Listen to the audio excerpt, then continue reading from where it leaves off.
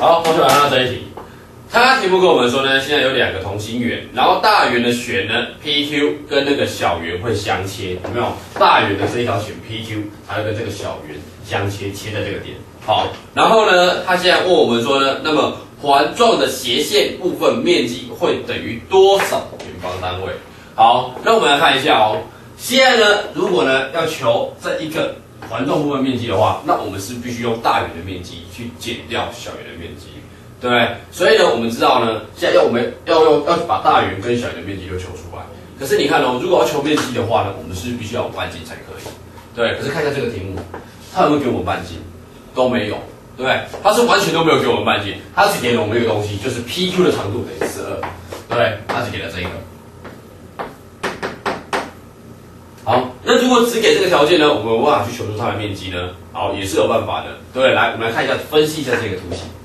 好，首先呢，我们先看 PQ 这一条直线，对，这一条直线呢，它是这一个小圆它的切线，对。那只要看到切线的题目，我们就一定要想到怎样把圆心跟切点把它连接起来。所以呢，首先第一步，我们就先把圆心跟切点把它连接起来。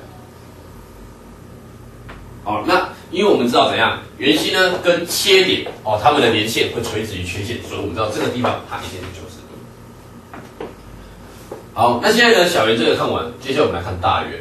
我们看一下，现在 PQ 呢，它是这个大圆的什么的割线嘛，也就是它的一条线，对不对 ？PQ 呢，好是这个大圆的一个弦。那只要看到弦的题目呢，我们就一定要想到怎样？好，一定要想到就是弦跟弦心距的关系，对不对？好，我们要找出弦跟弦心距的关系。那我们来看一下哦。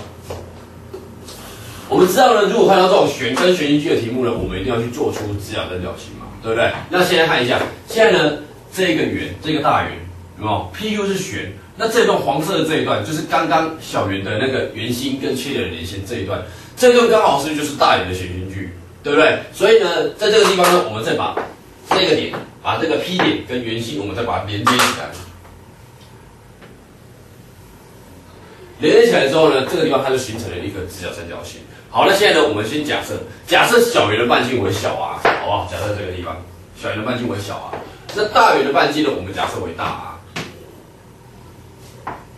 好，那我们知道呢，现在如果要求环状部分面积，就是用大圆的面积去减掉小圆的面积嘛，对不对？那现在大圆的面积是不是就是 r 平方用大的平方去减掉派？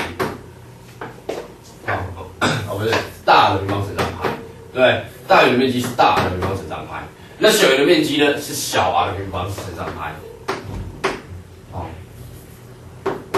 那现在我们把这两个东西相减，是不是就会等于环状部分面积了？好，那现在呢，我们就要看一下大的平方跟小的平方，它们两个到底有什么关系？好，那你看一下哦。